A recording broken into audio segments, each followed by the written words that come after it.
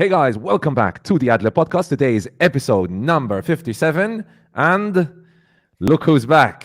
Joe is back. Hey Joe, how's it going?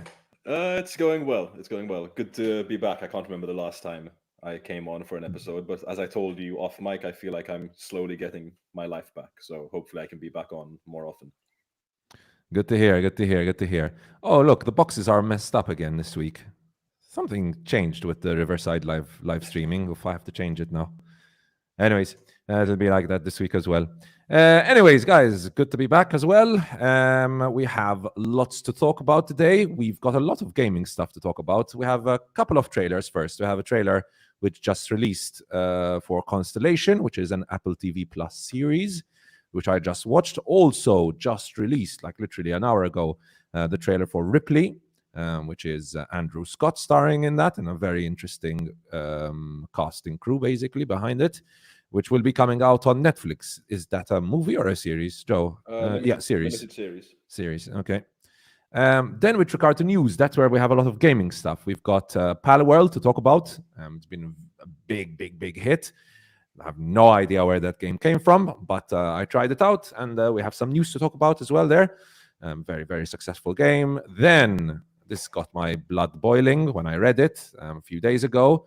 We have a Ubisoft exec who wants you to feel comfortable not owning your games, which obviously we'll have a bit of a discussion about that as well. And to conclude, obviously, last week we had the release of the trailer for Indiana Jones and the Great Circle. That's a really bad name for a video game. I mean, considering all the titles, the amazing titles we got. For Indiana Jones, the Great Circle doesn't really, hype you up enough. But anyways, we'll talk about the game because what matters really is whether the game is good or not. That comes from Machine Games, who have made some of my favorite games. And then the reviews. Then we have a few reviews to get into. I have a review for Monster, which had won, I believe, the Queer Palm and the best screenplay. Yeah, at Cannes. We have what else? We have The Boys in the Boat. I watched that last week as well. I have The Kitchen, which I watched this weekend. Came out on Netflix. And Joe, obviously, will be giving us his review for Poor Things, because unfortunately, I didn't have time to go and watch it this weekend. Because, Joe, I don't know if you know, but I'm coming from quite a bad injury to my shoulder. Yeah. Last week was horrible. Last week was really bad. The stupidest thing ever. I bent down, I picked up the robot. I took it to its charging dock, and when I placed it in the charging dock, my shoulder gave way. Oh, okay. Yeah, and I've spent the last few days like sitting down on this chair straight. Yeah. Barely able to move. Until today, I went to work. I could move fine, but it was very painful still. I empathize with it. I've had problems with my shoulder the last couple of months. I've only now just started to be able to like shoulder press and bench press again with no pain after about 4 or 5 months of not being able to do it at all. I'm missing training. That's one of the things that keeps me going. As we get older as well, we just don't recover from these things like we used to. Yeah, tell me about it. Anyways, and great to have the chat here as well. Let us know what you're looking forward to in this episode. And now, Joe, I think it's time to get into what we've been up to. So it's been a while since you told us what you've been up to. So, Joe, what stuff have you been watching, playing? Let us know. In terms of watching, as I told you off mic, I struggled to keep up with like a lot of things I would have really liked to watch. So like I still haven't seen things like Ferrari yet, haven't seen Priscilla, haven't seen The Holdovers, haven't seen May December, just because I've not had that much time. But now I feel like in the new year, I'm getting my life back again slowly. I did go and see Poor Things, the first cinema trip I have made of 2024, but more on that later. And I also started last week True Detective Night Country, and very much looking forward to the second episode tonight. I quite enjoyed the first episode quite a bit. Have you seen it? I watched the first episode last week. Haven't watched the second though. I'll watch it not tonight because tonight I'm going out, but probably tomorrow if I have some time. What do you think, Joe? I really liked it. I was in straight away. Like after having played things like Alan Wake in the November to Christmas period, and even watching Twin Peaks as well. And then if you mix that with things I love, like that kind of like horror, like The Thing. And even there's a big reference to The Thing in the show where they have the actual DVD on the bookcase where they're investigating. For me, it's like perfect, that kind of thing. And I kind of love that kind of like Inuit culture, like First People cultures that they have in the United States and Alaska and stuff like that. I'm always fascinated by their kind of urban legends and stuff. Like my girlfriend says, I have a bit of like a mental illness obsession at the moment with skinwalkers. Okay. If you're not familiar with those are basically monsters that come into Native American like folklore a lot. They're essentially like witches that can take on the form of like animals or other people, and their sole aim is to hunt people. And I follow this guy on Instagram who apparently goes looking for them but doesn't believe they exist. It's actually quite funny. Wait, he goes looking for them but doesn't believe they exist? Yeah, his whole thing is he's going to go looking for them because he doesn't believe they're real. So until he finds one, he's never going to believe that they exist. So this guy, it's actually really funny. Like he goes on like these like hikes into like the middle of nowhere where like people say like skinwalkers have been seen before. And he just starts like calling out because apparently if you say the word skinwalker, that attracts them more. And like so far he hasn't seen one, but he's been out in the wild a lot. All right. Okay. Interesting. But no, I really liked the first episode of True Detective Night Country. Incredible cast. Yeah, the cast is amazing. The cast is so stacked and really talented. Great stuff there. What do you think about the setting? I thought one of the best things was the setting. Yes, the setting is fascinating to do it in that part of the world at that time of year where you're literally never going to see the sun. And what I like what that does is, we'll probably like get more of it as it goes on.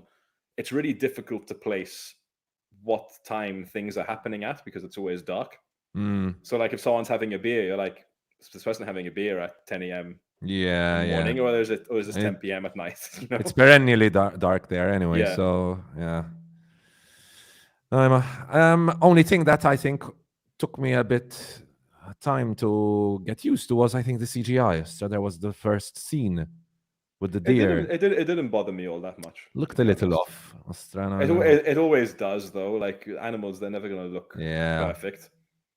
Because we've seen I guess we've seen so much like actual footage of these animals and like nature documentaries and stuff. It's never going to look that real. Yeah. To be fair, I did. Yeah, go ahead, Joe. My only tiny nitpick, and it's quite a pathetic one. Obviously, Jodie Foster has that quite iconic voice with that slight southern drawl that she has, and she's living in Alaska, which is fine, totally fine for someone from the South of America to move up to the frozen north. But then the only kind of like hint you get of where she might have lived before is she's wearing a Minnesota Vikings jersey. Minnesota's like so close to Canada, and the accent is so far away from like a southern US accent. And I was actually speaking to a guy who I work with who's American, who doesn't watch the show, and he's like, yeah, if I watch the show, that would really annoy me. If like, we don't know if she's from Minnesota yet. We don't really know anything about her, but pretty much. That's the only kind of hint you might have of where she may have worked before or something like that. So that's the tiniest nitpick I have. But then again, I love Jodie Foster's voice, so I'd rather she actually kept it. Have you noticed the hate for Billie Eilish? I love Billie Eilish, by the way. I'm a big Billie Eilish fan. Yeah. But I know there's been a lot of hate for her, for the theme song. Has there? Being a Billie Eilish song, yeah. Why? Why do people care? I don't know. I guess because Billie Eilish is popular. So True Detective is a popular show made by one of the most popular companies out there, by HBO. True. Who cares? Sure. And I like it. And I always, when it comes to something like True Detective, I always check out the YouTube. Here are 20 things you didn't notice about True Detective episode 1. Yeah, there'll be plenty of that. And obviously there were lots of stuff I missed out. And apparently there's lots of messages in the Billie Eilish song as well that link really well with don't tell me what they were because I already forgot them. I watched it a week ago. But there are a lot of the lyrics there link really well with the series. Again, I have no idea what that was. I think it was a Screen Junkies video. Okay. On here are 20 things you've missed out on True Detective episode 1. Did you watch all the True Detective seasons, Joe? Only ever watched season 1, which I really, really liked. And then I kind of heard middling things about seasons 2 and 3, so I kind of held up. 2 was weak. 2 was very weak. I started 2 and I stopped. I heard 2 was not good.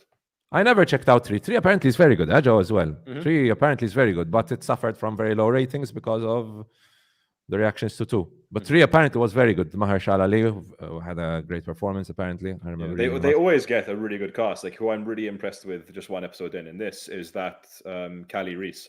Yes. I thought she was incredible. She's a presence. She's a real Apparently, presence. this is like one of like her first like proper acting roles. Apparently, she was a boxer before. All right, it shows she's her physical presence in this is impressive. The scene where she picks up that guy. Yeah, they have like the most dependable actor ever in it with John Hawkes, who I just love seeing. And as soon as he turns up, I just go, I love seeing John Hawkes and anything. True. Any other series, Joe, you've been watching recently? No, that's it. Okay. Or games, maybe? Games. I've started going back to some old stuff. All right. Feeling a bit of a fancy binge. I've gone back to Mountain Blade 2 Bannerlord, and I'll probably get addicted again and ruin my life. Okay. Have you ever played that? No. I heard about it. Looks like the kind of game I'd enjoy. It's really Bannerlord? good. It's fantastic. Like, by the way, Joy, Yella's here. Hey guys, here for the video games.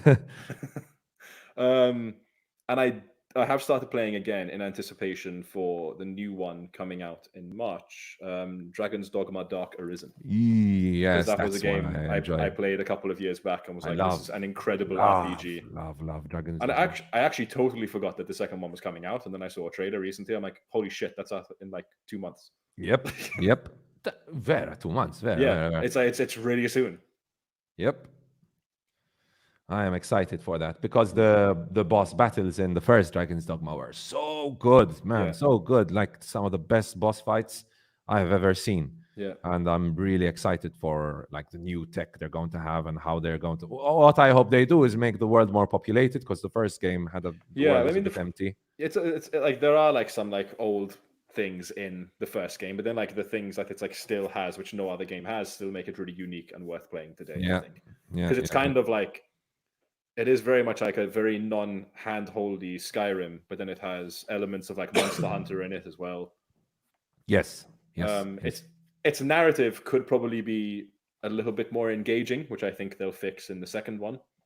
Just because in the first one it was kind of just like, this dragon has your heart. Go get it. That's essentially it. Did you ever watch the anime, Joe, on Netflix of Dragon's Dogma? Maybe Yella watched it. Yella, I don't know if you watched it. I didn't know this existed. What is this? Yes, there's a Dragon's Dogma anime apparently on Netflix as well. Oh. I never watched it. Don't know about. Maybe I'll start that tonight. Hey there. Maybe Yella watched it. Yella loves obviously these anime series, and being a big fan of video games as well, I know should be one of the first to check it out. So yeah, very excited for Dragon's Dogma. Okay. Anything else you want to mention, Joe? No, I think that's mostly it. Even in terms of games, as I said, just went back to some old reliable stuff and awaiting Dragon's Dogma 2. So in my case, I made a bit of a list because this week I've been at home in front of my computer all day, every day, basically. So I did have some time to check out some stuff. I spent some time playing Palworld. Like I said, we'll talk about that later on. I had a rewatch of Punch Drunk Love. I'm doing a bit of a PTA. Going through a PTA period right now. So I'm checking out a few of rewatching some of his movies. And last week, I actually talked about Phantom Thread, which I hadn't watched yet, which I really, really liked. Really loved, actually, not liked. Loved. So yeah, I watched Punch Drunk Love, obviously fantastic movie. I watched not the new one, the old Mean Girls with my girlfriend. Okay. She had been looking forward to that for a very long time, which was a surprisingly really good movie. Mean Girls is fantastic. It's so good, eh? It's a great comedy. It's a great film. I was surprised by how good it was. Yeah, it's really funny. Even the social commentary in it is it's really good. So funny. And has the new Mean Girls come out there, Joe? I wouldn't know. I didn't notice it when I went to the cinema the other day, but I went to like kind of like a smaller cinema the other day, so maybe not there. All right, okay. I'm actually looking forward to going to check it out now. It probably comes out next week, I believe. Comes out this week in Malta, I believe. That's one that I know Tristian will definitely want us to go watch together day one. And then obviously I watched Monster, which I'll review later on. The Boys in the Boat also will review later on. The Kitchen, which came out on Netflix, I'll review later on as well. I've been watching a lot of Star Trek, the original series. I basically finished season 1 and I'm midway through season 2. It's really good. Have you ever been into Star Trek, Joe? Not really. No. Neither the won't lie. movies. I haven't watched any Star Trek, mind you, apart from this. Like never any movies. I was always the Star Wars guy, kind of. Yeah. I never checked out Star Trek. I'm sure it has its merits, but for me at this point, it's just something with too many episodes for me to get into at this point in my life.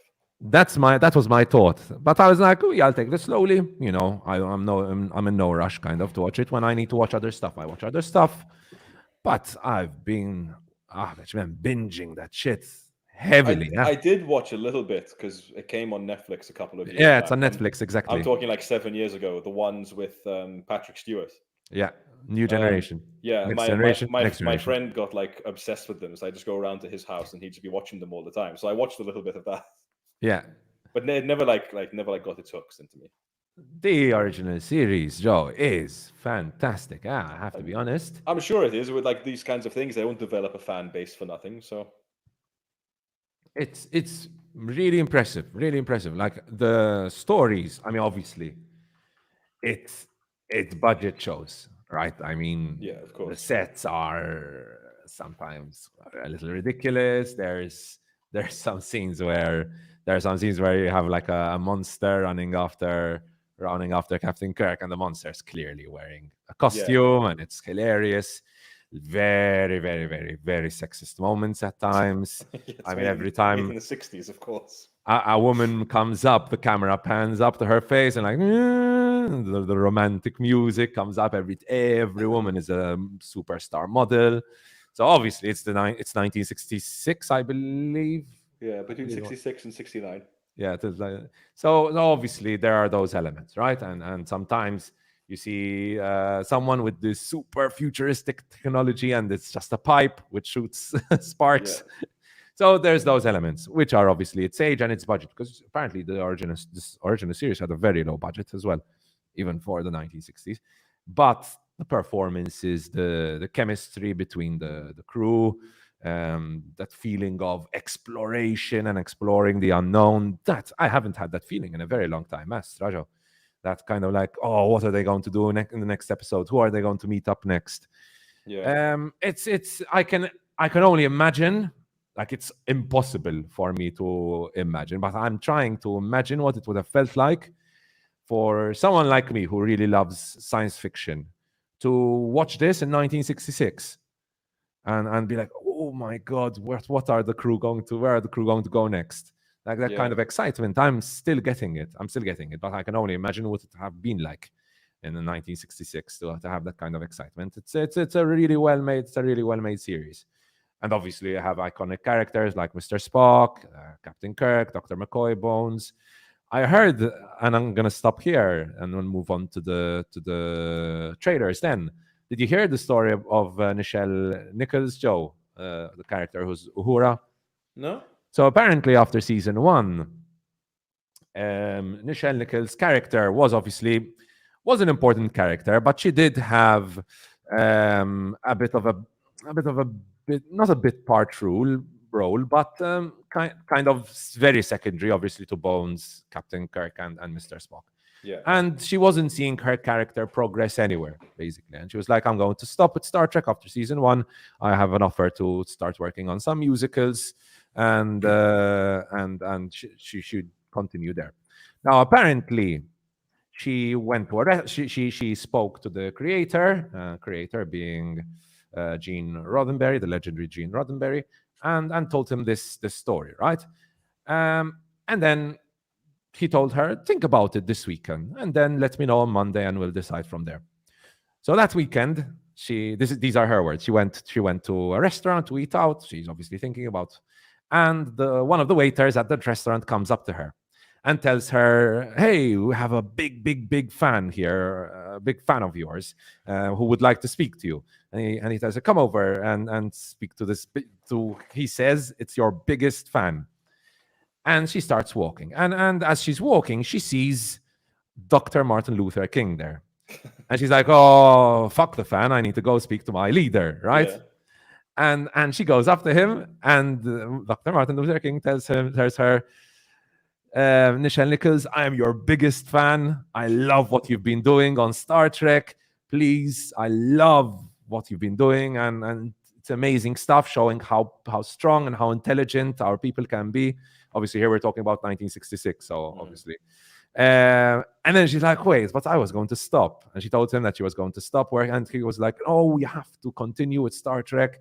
It's a great show. I love watching it. And I love watching you portray a strong black female character. You need to continue. And obviously he convinced her, and she continued, and obviously then became like the legendary Uhura who every Star Trek fan adores. It's a really interesting story. I read about this on Reddit. Obviously checked it out, the links as well, to make sure that it was true. And apparently it is very true. And so that's just a small little tidbit which I found very, very fascinating. These stories, man. Yeah. Some of these Hollywood stories are really, really fascinating. Anyways, that's it with me prattling about Star Trek. Let's get into what everyone is here for, which are the trailers, the news, and the reviews. And the first trailer we have to talk about today is the trailer for Constellation. Trailer for Constellation. I watched Pokemon Concierge instead. Oh, all right. Yalla. Pokemon Concierge is on Netflix. I'm not sure. Is it on Netflix? Yalla. Yes, I saw your review on Letterboxd. I think you liked it, right? It's an animated series, Joe. Pokemon Concierge, on apparently Pokemon who live on this kind of like resort, from what I saw, from the little I saw. Yeah, looks. I'm going to be honest. It looked a little bit like it was made for children, so I didn't really check it out. I used to be a big Pokemon fan when I was young, like super Pokemon fan. But I kind of stopped then. Yeah, very cute, but makes me sad. Pokemon aren't real. I'd love to have Pokemon in the world as well. I'm going to talk about Pokemon very soon, actually, with Palworld. Anyways, getting into the trailers, and the first trailer we just released a couple of hours ago, called Constellation, which is coming out this February on Apple TV+. Next month, Apple TV+ is meshing conspiracies, action, adventure, and drama in its upcoming new series, Constellation, described as a conspiracy-based psychological thriller drama. Constellation follows a woman on a quest to piece her life back together. Series will be 8 episodes, with the first 3 debuting on Wednesday, February 21st on Apple TV+. Constellation centers on Joe Numi Rapace. I think it's her surname is Rapace, I believe. Rapace. Okay. An astronaut who recently made it back to Earth following a space disaster. Though Joe is mostly okay, she soon realizes that important parts of her life are missing. So she embarks on an action-filled journey to piece together what's happened to her. Along the way, she uncovers more about the history of space travel, bringing viewers into the darker side of the human psyche as she attempts to recover all that she has lost. Constellation is created, written, and executive produced for Haunted Barn Limited by Peter Harness, known previously for shows including Jonathan Strange and Mr. Norrell, Wallander, and The War of the Worlds, among others. Additional cast includes Jonathan Banks, excited to see Jonathan Banks in another series, James Darcy, Julian Lumen, William Catlett, and so on and so forth. So, Joe, you've watched the trailer for Constellation. Your thoughts? What do you think? I think I'll start with like what I think negatively. I don't think there's enough in this for a TV series. Okay, all right. I think this makes a decent film. And it reminds me a lot of, it was Noah Hawley had a film a couple of years back called Lucy in the Sky with Natalie Portman. Okay. I never actually watched it, and apparently that one was actually based on a true story, but basically similar sort of thing of astronaut comes back from mission and is a little bit wacko after it. Also, certain things reminded me, have you played the game Returnal?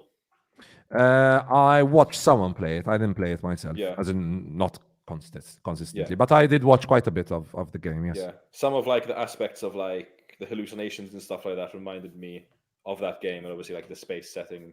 Returnal with none of the cool aliens and cool roguelike elements and the shooting and stuff like that.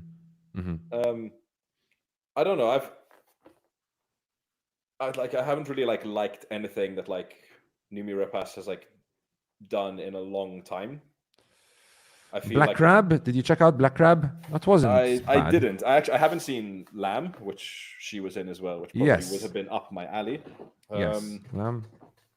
But no, I remember she was someone who was kind of everywhere after she did the Sherlock Holmes sequel, and she was in Prometheus, obviously. Prometheus, But I feel like she's someone that picks a lot of projects and not all of them very good. Mm-hmm. She's Swedish, right? Yes. Yeah, Black Crab was Swedish. In fact, it was a Swedish production. Yeah, I actually haven't seen any of her Swedish language films because she did the Girl the Dragon Tattoo trilogy, the actual Swedish ones. Yes. Okay. No, I haven't checked that out either. I haven't seen those where she was Elizabeth Salander. But yeah, this also this kind of trailer, it didn't really do all that much for me. It tells you a lot. It's a long trailer at 2 minutes and 16 seconds of what's going on. It doesn't leave too much up to the imagination.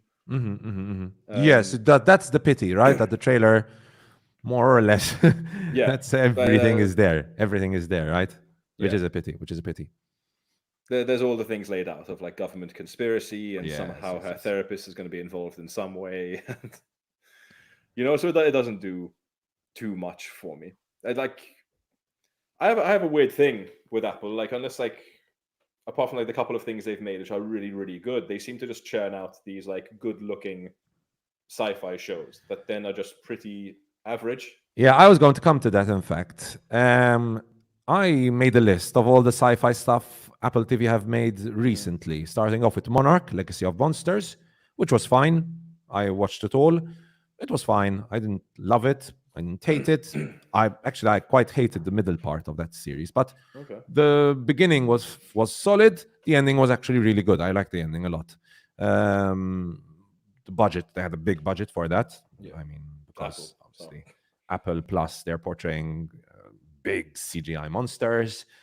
So Monarch: Legacy of Monster was fine. Silo, which I had started, I watched 4 or 5 episodes, and then for some reason, I don't know why I stopped, because I was really enjoying it.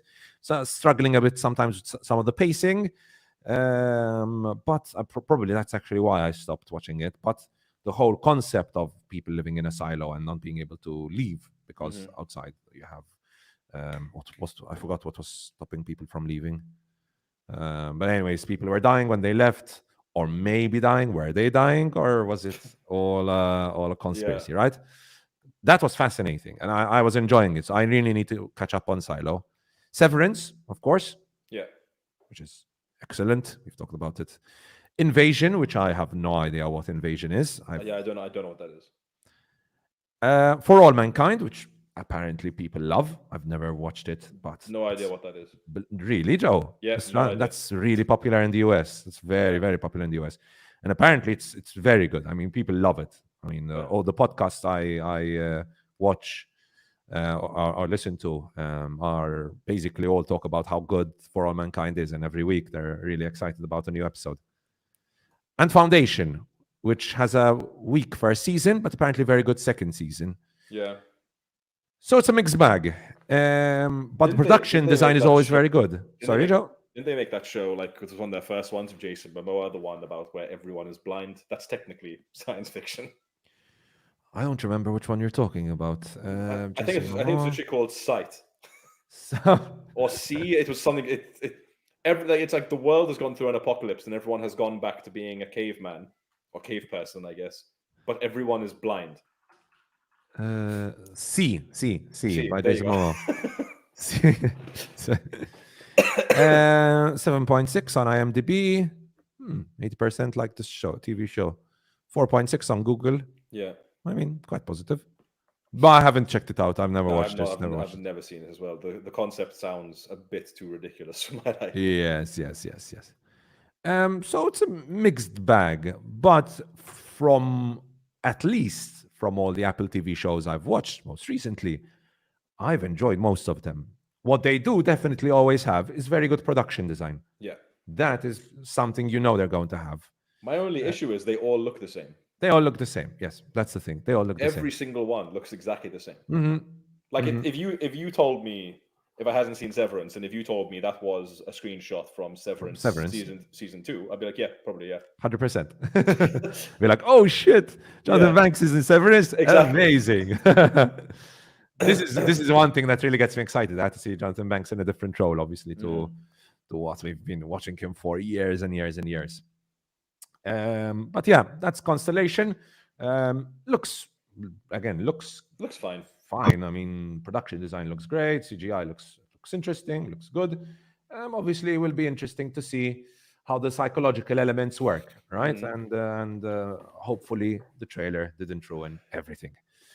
Moving on to the second trailer, and I am super excited to talk about this one. The trailer for Ripley, which is coming out on Netflix. Yeah, this is a very good trailer. Yes. This is a very good trailer. Short, to the point, doesn't spoil anything, just introduces you to the concept. That's it, right? Andrew Scott is Tom Ripley in the first trailer for Netflix's coming psychological thriller series Ripley, which debuted its first teaser Monday morning. The Patricia Highsmith adaptation was originally set up at Showtime, but was acquired by Netflix in a sale between the companies. Directed and written by Stephen Zalian, who most recently penned Martin Scorsese's The Irishman, the series follows Scott Ripley, described as a grifter scraping by in early 1960s New York. Plot follows his relationship with a wealthy man traveling in Italy with a troubled relationship with his son. The Deceit follows in typical Ripley fashion. We have Johnny Flynn, Dakota Fanning, who was star. We've got, what else? Oh, yeah, of course. People will remember the 1999 movie with Matt Damon in it. The trailer comes out on April 4th, and it will debut all 8 episodes. Oh, shit. All 8 episodes come out at once. Netflix. Of course, they're going to spam everything on the first day. Maybe half and half, like they did with The Crown. That was okay. Like watching 4 episodes was fine. Not all 8. How can we review all 8? I like week to week. I spent all this week being like, man, I really can't wait to watch the next True Detective episode. Yeah, true. So, Joe, you're excited for this. Why? Just because one looks really good. I love Andrew Scott and Steve Zalian, apart from being an Oscar-winning and multiple award-winning screenwriter, is the creator, writer, and director of one of my favorite TV series of all time, which is The Night Of, which if anyone hasn't seen, they should fucking go back and watch it. That is a limited crime series starring Riz Ahmed and John Torturo, and it's incredible. Made in 2016 by HBO. Nice. By the way, Joe, Keith, who I know is a big fan of For All Mankind, telling us it's great. I've not yet caught up with the last season, though, which I know is coming out currently, right now. I'll look at it. It's got like 5 seasons already, though. I think 4 seasons already. That's a lot. I make no promises. Back on topic. But yeah, Joe. This looks beautiful in black and white, and I like who's behind it. I don't like that it's going to be just all one thing on Netflix, but I also feel like this is hitting at exactly the right time, because we've just had like I don't know how big it was in Malta, but in the UK, everyone and their dog is obsessed with Saltburn. As soon as it went to Amazon Prime and more people watched it, everyone is obsessed with Saltburn. And Saltburn, the UK, it was a big hit. Huge. All the memes and are from the UK. Yeah, people who I would like never expect to have like watched it and really liked it. Like people at work, they're like, because they know like me as like the film guy, they're like, oh, have you seen Saltburn? I'll be like, yeah. Like, oh, I really liked it. I'll be like, that's not a response I ever thought I'd ever hear from you. But yeah, and because Saltburn is essentially like baby's first talented Mr. Ripley. Yes. By the way, Joe, don't you think? Right time. Don't you think, seeing how big of a hit Saltburn has been, don't you think Prime Video should be bigger, considering that pretty much everyone has it, right? Because everyone has Prime. Well, it's pretty big here for the reason that if a lot of people over here like Paramount Plus shows, so stuff like Tulsa King and Yellowstone, and stuff like that, and you can only get Paramount Plus through Amazon Prime. So it's big for that reason. But how often do you get people really talking about a big Prime Amazon Prime production, like The Boys? There's this. There was that series about the band, the Six something Although on the to 6th. be fair, over here, Daisy Jones and the Six was quite Yeah, big. Daisy Jones and the 6th. That Like was also very big here. I was hearing the soundtrack like in shops and stuff. It Yeah. was quite big. But it's not as much as Netflix, definitely. And I would hazard a guess. Do you think more people have Amazon Prime Video than Netflix? I would say so, but the weird thing with Amazon Prime is because it's all part of a bigger package. Like the reason I have Amazon Prime in this country is so that when I order something from Amazon, it's so it arrives the next day. Exactly. Or it arrives the day that I order it, and it's not a big cost. Exactly. The bonus is that then I have Amazon Prime Exactly. to watch stuff. Exactly. And Amazon emails me every other day being like, did you know that with your Prime subscription, you also have Amazon Music? But I don't care because I have Spotify already. You know? So I think just less, it's much more taken for granted, Amazon Prime. If they said like, okay, you've got Amazon Prime delivery, but then you've got Amazon Prime delivery and video, and they're two different packages and they cost a different amount. A lot more people are probably just going to stick with Amazon Prime delivery than Amazon Prime delivery and video. By the way, Yella, next day delivery, lol.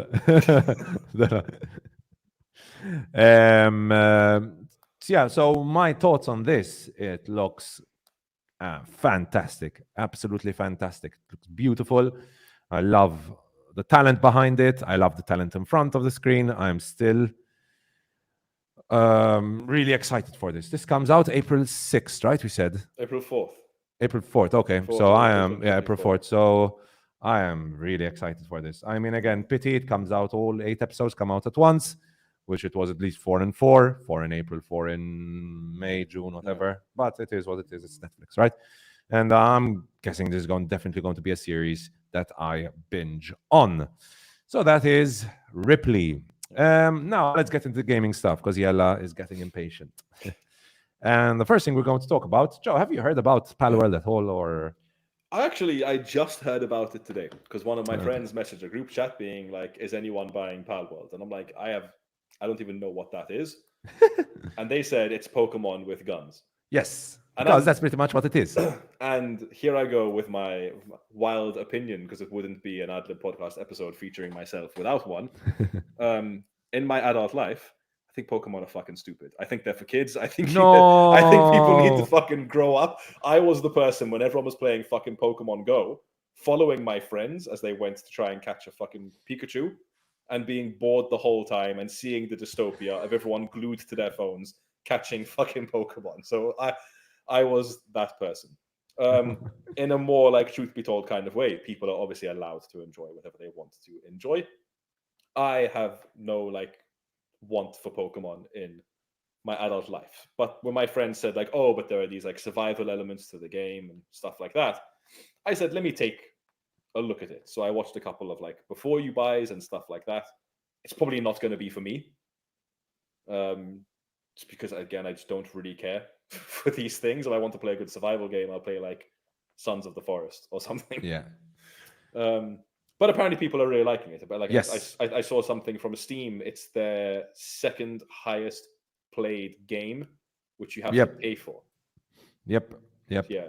I'm going to put up one of my favorite YouTubers here playing Jev. Don't know if you've ever watched any of his stuff. Seen him, no. He's big into Call of Duty, which is why I know him a little bit. And I'm just going to put some of his gameplay here just so our viewers can get an idea of what we're talking about. Anyway, so Palworld, like Joe said, is Pokemon with guns, a game from developer Pocket Pair, which is, like, again, Joe said, off to a very, very hot start. The game released on January 19th, and on January 19th, it had already surpassed 350,000 concurrent users on Steam, trailing only free-to-play games, PUBG, Dota, and Counter-Strike 2, which is insane. Like, we're talking top-tier games there, the biggest of the biggest games. Keeping in mind also that not everyone is playing it on Steam. I'm playing it on Xbox Game Pass for PC. Because it's free on free. You pay for Xbox Game Pass for PC. Yeah. But, I mean, you have it available there, right? So that is really impressive. I'm sure thousands of people are playing this on Xbox Game Pass for PC. Anyways, Palworld, one of the reasons why I think it's very popular is it's cheap, very cheap, $27 cheap, which will increase to $30 after January 25th. And it's the #1 top-selling game on Steam currently. So some really impressive numbers there. Palworld is a multiplayer survival crafting adventure developed by Pocket Bear, and it was released in early access on, like we said, Steam and the Windows PC and Xbox consoles. And also, it's also available on Xbox, by the way. So other people not only playing it on Steam, but also on Xbox. Players will encounter unique creatures in the world known as pals, which they can fight or collect to fill out their pal deck. So remind you of something? Yeah. Pals can also be used to power your assembly lines for crafting. Basically, they become your slaves. They build stuff for you. You can use them as defense, to defend your camp as well, or utilized as companions in battle, ridden as mounts, for example, and so on. You know what? Maybe it is Pokemon with guns. Whatever you categorize it as, Palworld is a chaotic multiplayer game that places up to 32 players in a world and lets them do whatever their heart desires, including hitting not Pokemon with a stick. There's also up to 4-player co-op. So my thoughts so far playing this game, and I'm interested to see also what Yella has to say about this, because I know she's obviously a big Pokemon fan, and I'll be interested. So I think what was the name of the production company? Pocket Bear. What Pocket Bear have done is they've picked and chosen of very popular games. They've picked the best elements of each of these different games and put them into one game. Now, one could say, okay, so you have elements from the biggest survival game. I'm not too into survival games, Joe, so I'm not really into those kinds of games. But I'm very much into Zelda games. And there is a lot taken from Zelda. Yep. Because Zelda, you have dungeons. like Pokemon, there's like a lot in this. You have dungeons where you go in and you have to solve puzzles. Even the sounds are taken straight off Zelda. Then you have the whole Pokemon element of it, capturing the Pokemon and using them in battles and so on. That is also very interesting. So it's a picking and choosing of all these different popular franchises and games and putting them into one game. Now, that can be a big failure if your game is buggy, if there are issues with it, if it's not done in an interesting fashion, or else it can work out really well, as has happened with Palworld, which is a game I'm really excited to find the time to play even more. This is not a full review. I'll review it maybe not even next week, in the week after, probably, when I have enough time to play it, because I'm very busy this week. But from the few hours I've played yesterday and the day before, I think I played in total like 8-10 hours of the game. In the few hours I've played of this game, it's really well done. I don't think considering it's an early access game, I've had 0 bugs and glitches. Everything works as it should. The gameplay is very smooth. No frame drops at all. Catching pals is so addictive, as it has always been, right? Because when I was younger, I was a massive Pokemon fan. To be honest, I've dropped off a little bit there. I just finished my first run of Baldur's Gate 3 and need something to fill that void. So maybe I'll jump onto this bandwagon, says Yella. And I think this is a good way to get into it, Yella, especially if you have Xbox Game Pass for PC. I mean, if you have, might as well try it out. Now, again, I'm a big FPS fan, so fighting monsters in the setting of third-person shooter. This isn't really a first-person shooter, though, right? No, this would be third-person shooter, I guess. Third-person action adventure shooter. Yeah, with shooting elements. Yeah. Is a great time. Now, again, Joe, I don't know, how are you? So you seem to be a bigger fan of survivor games than me, right? I wouldn't say I'm a huge fan of survival games. There are a couple that I've played which I've gotten like pretty addicted to. The first, Forest, Sons of the Forest, I didn't get to play as much with as I would like to, but I plan to jump in again at some point in this game. Subnautica, I really liked as well. Okay. So I like the crafters and the builders. To me, they just like work with my brain in a strange. No, I wouldn't say that Mountain Blade 2 Bannerlord is a survival game, but it has like systems that kind of like feed my easy gamer serotonin. Of just like collecting resources that I need. Yeah. But looking at this, Joe, I don't know if you'd be interested in trying it out. That's the thing. Like, if I had Xbox Game Pass for PC, probably yes, but I don't have Mm-hmm. Xbox Games, and I'm not prepared to spend £22 on it Mm-hmm. right Mm-hmm. now. But yeah, it doesn't look like totally my cup of tea. I can be quite particular with games at the moment. Mm-hmm. They Mm-hmm. have to, for me now to invest time in a game, I have to be really in. Like the last game I really invested in was Alan Wake 2, and I was really into that. So, and I've been waiting for that game for 13 years. So Yeah. I mean, that's the thing, right? So obviously, I'm a big FPS fan. I hate to say it, but I'm quite addicted to Call of Duty. And there's that. And I love my narrative games, right? I love my yeah, Baldur's Gate 3. I love my, these great narrative, which take you, hours and hours. You explore fascinating characters, explore fascinating worlds. yeah. Those are the games which do it for me. I've never been a fan of these Survivor games either. But I have to be honest, I'm playing like around 8, 9, 10 hours of this game. I understand why it's addictive, because I'm sure it is. The thing that kind of like puts me off then, like I don't have that Pokemon nostalgia. Like I was a Pokemon fan when I was a kid. I played a lot of Pokemon, but I just have like no real interest okay, in fair it enough, now. fair enough, fair enough, fair enough. So it'll be interesting to see. I mean, obviously, then the thing that we need to pay attention to is this just a 1 week hype thing Yeah, because everyone's playing exactly. it, so everyone's Will playing. it drop off steadily? Yeah. Yeah. Or will its popularity continue and will people continue to play it? And that also depends also on how. So I've just played 10 hours, so I can't really comment about this, but it depends all on the longevity of this game. How Yeah. are their How will end it be game? supported as well? Yeah, how will it will be supported? I mean, obviously, Pocket Pair. I'm guessing they want to continue supporting it because it's been a massive hit. But you have this issue with certain games. Do you remember that game where everyone was playing like a little cute monster trying to get through different, competing with others to win the trophy? Oh, what was that game that everyone was playing during COVID? During COVID. Oh my god! And everyone was playing it. It made me think of Biomutant, but like No, not Biomutant. Oh my god, I can't. Literally, everyone played it for a week, and then everyone forgot about it after that. a little monster trying to compete. And you're competing with other people, and you have to come first in a race. You have to jump up, Oh yeah, beat obstacles. Fall Guys. Fall Guys. Fall Guys. I Yeah, mean, Fall Guys I after a actually never week. played that. Neither did I. Neither did I. I was just so addicted to Call of Duty back then. I mean, looking at that, that's straight out of Zelda, right?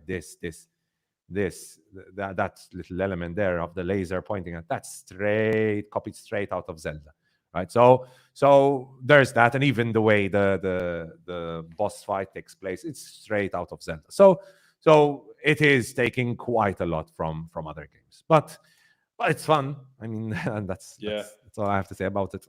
Anyways, moving on to something less positive. Well, no, we'll see what you think about this show as well, because I'm interested to hear your thoughts about this. So, anyways, last week, Prince of Persia: The Lost Crown released, and apparently, to start off with a positive tone, apparently it's a very good game. I've seen a lot of positive thoughts about it. When I saw the gameplay, Joe, I wasn't too hyped about it, to be honest. It's a 2D scroller, but apparently it's very good.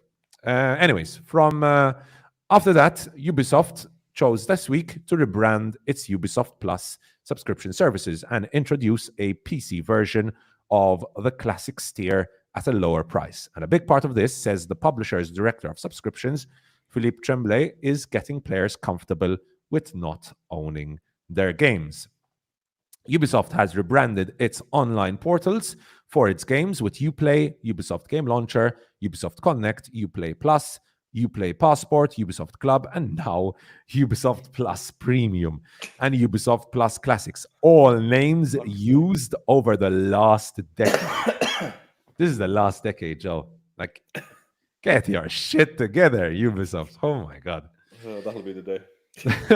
Anyways, but it remains strange why enough people would want to subscribe. And at $17.99, Jesus, that's $17.99. Yep. When Xbox Game Pass for PC is like what, $6, $7 a month, yeah. And you get insane amount of value out of that. It's not cheap. No. To a single publisher's output, because you have to mention that this is just one single publisher. When with Xbox Game Pass for PC, you have all the Microsoft games, but then you have such a massive variety of different games. That's not a diss of Ubisoft's games, although you might want to apply your own, but something that would be as true were it Activision Blizzard or EA. To be fair, Activision Blizzard, I think it would be quite worth it because Activision Blizzard have some great games there. Tremblay moves on to how Ubisoft wishes to see a consumer shift, similar to that of the market for CDs and DVDs. No, where people have moved over to Spotify and Netflix instead of buying physical media to keep on their own shelves. And this is in quotation marks.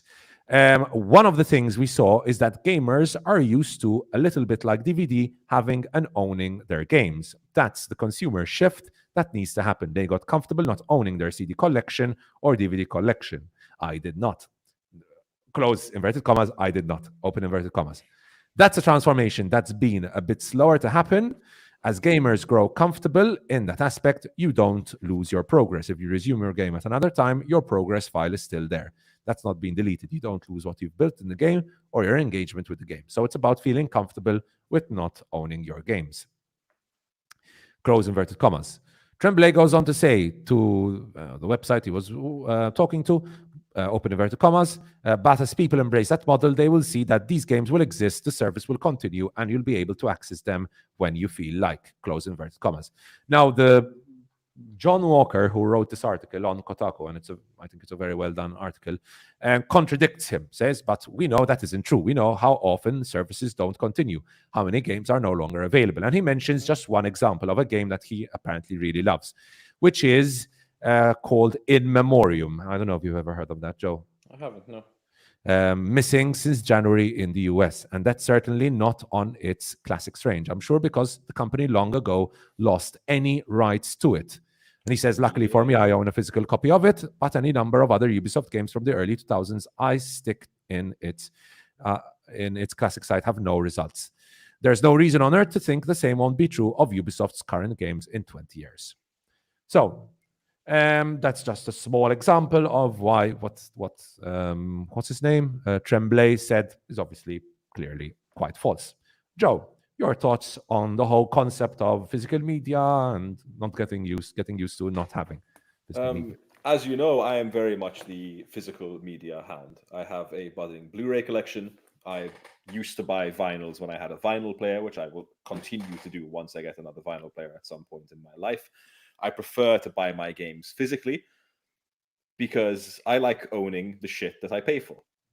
You know, if I go and I buy a coffee, I want them to give me the cup of coffee so I can have it in my hand and I can drink it. I don't want some kind of like digital fucking coffee, which I can have at the time being, you know, but like this has been happening with PC in particular. So I think one of the reasons was this, they really want the console players to move over to this kind of model.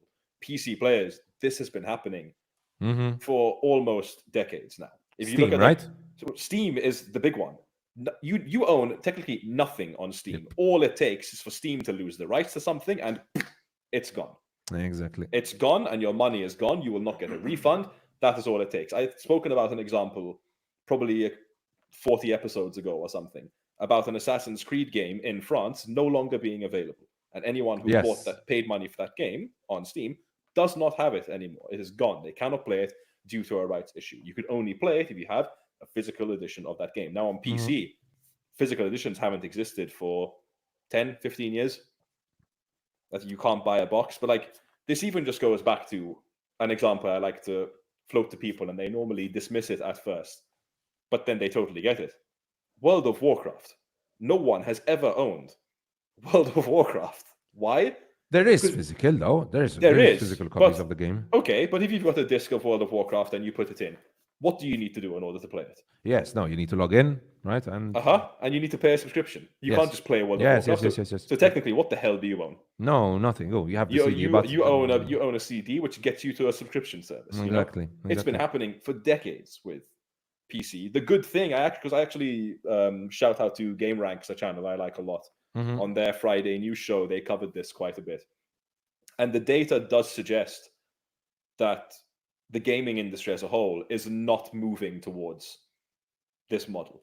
Like apparently only like 10% of actual gamers like solely rely on digital releases for their releases. The rest of people like to have the physical release. Joe, do you And know this how relates many people? again to this relates to console players as well, because PC does not have physical releases. Do you know how many people bought the digital edition of the PlayStation? And I don't know, is there a digital edition of the Xbox, the new Xbox? I don't know if there is a digital edition of the Xbox. I assume that there would be, but I don't know. I know that it was easier to get a digital edition of a PlayStation than it was to get a disc edition of a PlayStation when there was the whole COVID thing Check and this you had out. to fucking get in line of thousands of people to buy them. I made it a point to buy a physical edition PlayStation because I like having physical editions. But like, it actually really hurts me that like Alan Wake, a game that I played when I was younger, and then I bought the remaster for PS5 to play that in the build up to Alan Wake 2. And I have the case on my shelf of Alan Wake. It actually really annoys me that I will never ever have a case that says Alan Wake 2 to go above that Alan Wake case because Remedy did not make a physical release. Damn. I mean, okay, they cut £15 off the full price of the game because they didn't have to make a physical release, which is probably the best way you can go about it. If you're a AAA company or a AA company and you're like, look, we're not making a physical release to save on printing costs and plastic costs of boxes, so we're going to cut £15 from the total price of your game, probably the best way to go about it. Jesus, listen to this, Joe. So apparently, because I don't know if you've ever, like even God of War Ragnarok, if you buy the collector's edition, it doesn't have a disc. That's been happening for years as well. Most collector's editions do not have the actual physical Steel game. book, but no physical game. Yep. Oh. So I've just came up when I looked it up. In 2022, 94% of all gaming sales were digital. Consoles had 72% digital sales. God of War Ragnarok among top 5 selling games in the US. Yeah. Yep. It's gonna happen eventually, and then people will realize we don't actually own the games that we pay money for. Yep. And it's a lot of people will say like, oh, but isn't that just like if you pay for PlayStation Plus Premium or if you pay for Xbox Game Pass? No. No, because it's very different. Those are subscription services to a catalog of games that you don't necessarily want to own and you might want to try. Exactly. A game that I love, I will buy to own it so I can go back to it whenever I want, so it is mine. Exactly. It's the same reason why I buy Blu-rays, because it's either a film I haven't seen which I've really wanted to see and it's really up my alley, so I roll the dice and I buy it, or it's a film I love deeply and you know what I really like about having like a Blu-ray collection now? If there's something I really want to watch, I don't need to go on my fucking phone and be like, what streaming service can I watch, I don't know, fucking Step Brothers on? And then be like, shit, do I actually have that on? Yes. And then be like, wait, no shit, is this telling me it's available in the US, so I need a VPN in order to watch that? Like December, Madonna, December. But then I just go like, actually, wait, no, I can watch Step Brothers. You know why? I have the physical disc, and I have a PlayStation that can play it, and I pop it in, and perfect. Yes. Exactly. I must sound really fucking old to a lot of people right now, but it's something that I think eventually it really depends. I don't think it's going to hit like the general public. It's never going to affect them that much. No way. Enthusiasts, it's going to hit like big time. Like I can't watch The Power of the Dog in this country. Jesus. Unless I download it illegally, I cannot watch The Power of the Dog. There's no Blu-ray for Power of the Dog. Nope. Never ever got a physical really release. Good Blu-ray. Ostra, would be a great Blu-ray. Ostra. All right. To convince my family, Joe, because everyone was so I started my Blu-ray collection this Christmas, right? I bought a Blu-ray. I bought which one? The Panasonic 820, I think. It's a very good Blu-ray. And I started my collection, right? Still very few movies, but I have like 20, I believe, now, more or less. And I invited my family and my girlfriend's family over to come and watch a movie. And we decided to watch Top Gun Maverick on Blu-ray. Stunning, stunning. And when you have a very good sound system and a good television, which fortunately I do, like everyone was like, "Oh my god, this was almost better than watching it in some cinemas here in Malta." Yeah, like it is amazing. Like the sound, you hear stuff you'd never heard before. Yeah, and the quality. A lot of people won't believe you about the quality, but like I had bought the 4K steelbook of Talk to Me. Oh. And my girlfriend had never seen it, and then one night she's like, "Oh, like finally, let's watch Talk to Me. I really want to watch it." And she had like watched like all her big thing is she loves watching like YouTube trailers and stuff. She watched the trailer like I don't know how many times and stuff like that. And she's used to watching stuff on streaming sites and whatever. And like throughout the film, she kept saying, "She's like, the picture on this is incredible." She's like, she's like, "It looks better than the trailers on my phone." Yes. And she's like, "Why isn't the quality the same on like Netflix when we watch that?" Because she's like, "Netflix is 4K." I'm like, "But what people don't understand, not real 4K. It's not real 4K. It's the not. bit rate, and it can never be. No, let's be honest. It can never be. It can never be. It can never be real 4K. Considering it depends on too many things. It depends on their service. It depends on your bandwidth. It depends on way too many things. So it's always just going to be very nicely upscaled HD. Exactly. Considering how big Netflix is, the quality they provide is actually quite decent. Let's be honest, because they have to stream these shows and movies to millions. But obviously, you can never compare the quality, the 4K Netflix quality to a real 4K Blu-ray. Exactly. When you compare them next to each other, which I did, it's night and day. Anyways, let's stop being old people and move on to the next trailer. Well, talking about old people. Well, no, the important thing to take from that is if you like owning your things, you should buy them physically. If you don't, fair enough. It's everyone's different, I guess. Exactly. And listen, I have Xbox Game Pass for PC. I have Netflix. I have Amazon Prime Video. I have Disney Plus. So I have all of those too. I enjoy most of these subscription services. They're Xbox really Game Pass for PC is so good, man. Like, look at Palworld, for example. I would have never thought of playing Palworld unless I had Xbox Game Pass for PC. Now, sometimes there are stinkers, true. Like what was the game I reviewed recently? Oh my God, the space one, Starfield. Like Starfield, yes, that was a stinker. But you also get sleeper hits like something like Palworld, which I really enjoyed so far. Talking about old people, let's get into the Indiana Jones trailer and the Great Circle. Who the fuck came up with that title? Jesus. It's not a great title, to be fair. During today's Xbox Developer Direct, we received news on Machine Games' next title. Its Indiana Jones video game has now been titled and gotten a new trailer. The game will take place between Raiders of the Lost Ark and The Last Crusade, which is, I think, a great time to do this, this video game. That's really... Wait, between Raiders and Last Crusade, wouldn't that be Temple of Doom? Yeah, I guess they forgot Temple of Doom exists. Yeah, I guess, okay. Additionally, the title is slated for sometime later in 2024, though no full release date was revealed. By the way, this game is also coming out on Xbox Game Pass for PC. So again, I wouldn't have bought it, but since it's coming out on that, I will try it out. Bethesda's Todd Howard mentioned what kind of gameplay players can expect in the game back in 2023. He said the game is obviously you're exploring stuff. It's about him. So if you're playing the game, how do you feel that you are indeed playing versus just watching? That's not a very good way to describe the game. Todd Howard. Yeah, anyways, good old 16 times the detail. 2023's Indiana Jones. I hope people in the chat will get that reference. I hope they do. 2023's Indiana Jones and the Dial of Destiny was seemingly the end for the Harrison Ford iteration of the character on the big screen, meaning someone needs to fill the void. The video game indie can pick up the hat and whip for a little while. I love this. At least until the powers that be finally cave and bring Chris Pratt on.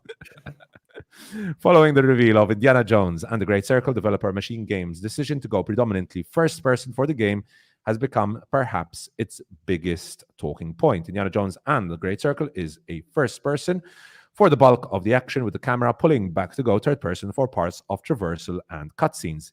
Given the player assumes direct control over Indiana Jones himself, not seeing the iconic character on screen has come as something of a surprise to some. But for developer Machine Games, which is famous for its in-your-face first-person shooters, and here's a list of, Joe, of all the games that they've created. So they've done all the Wolfenstein games, basically, all the modern Wolfenstein games.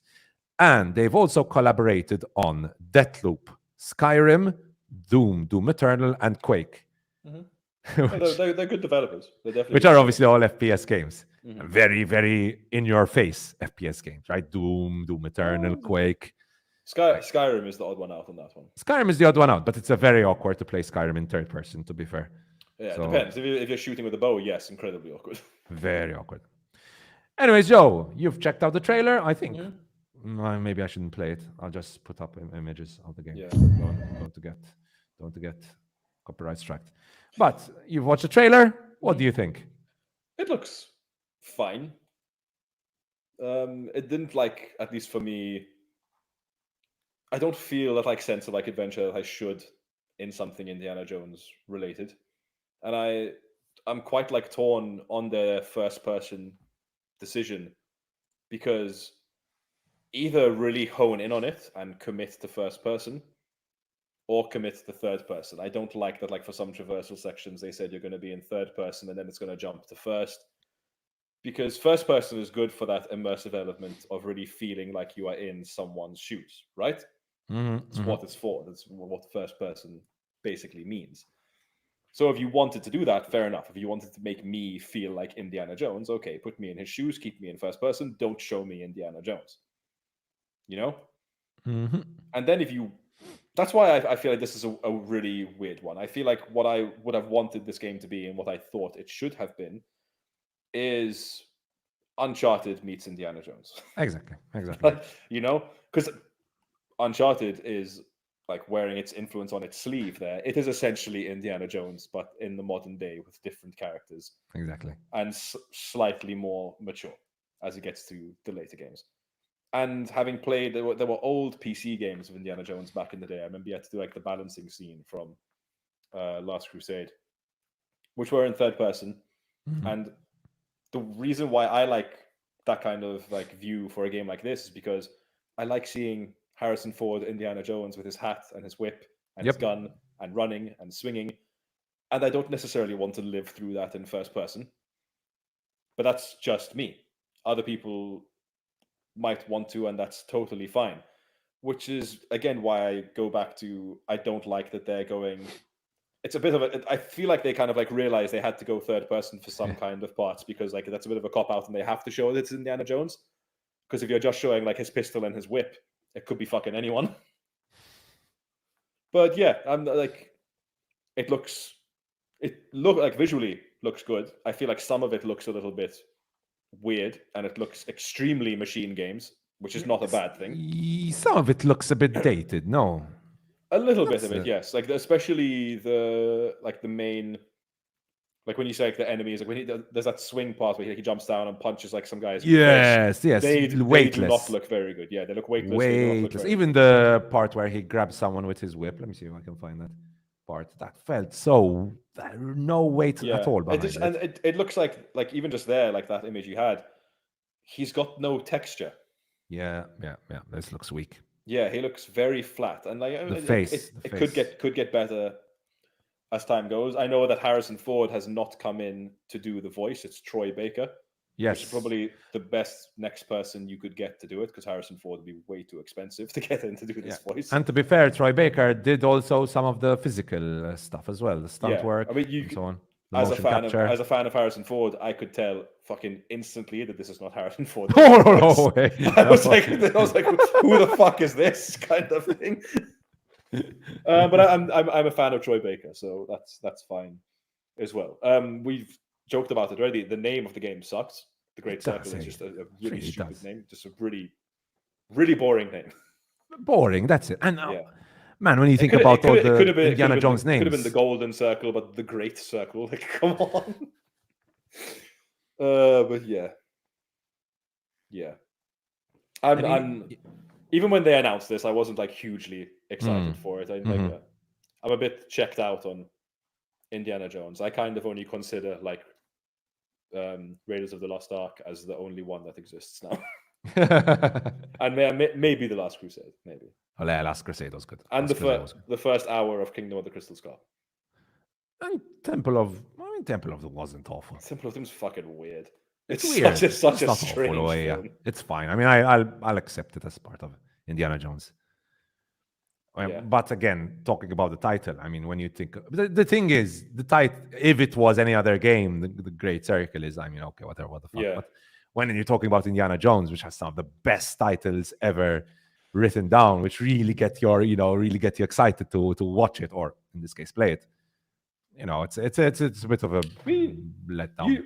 you say that the name The Great Circle does kind of fit into the Indiana Jones stuff, because the real great name is Raiders of the Lost Ark. Oh, 100%. That's the 100%. real great one. Like Temple of Doom is a pretty fucking stupid name. The Last Crusade is not a bad name by any stretch of the word.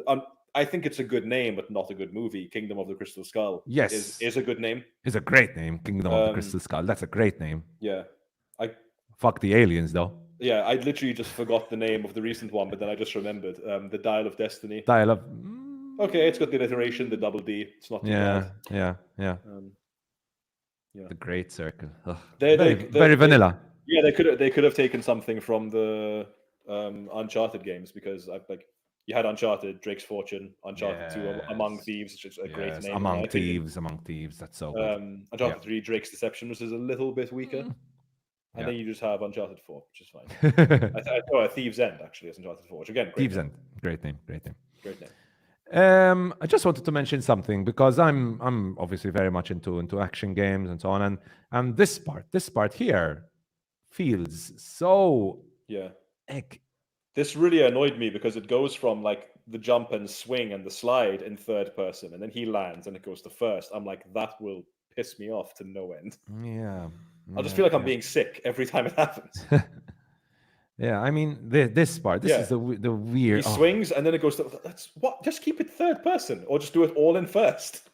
The thing is, we're talking about machine games, right? So to be fair, machine games have created some great games. Yes, no, that's, Wolfenstein games are some of my favorite games. Fantastic first-person shooters, really great gunplay, very satisfying.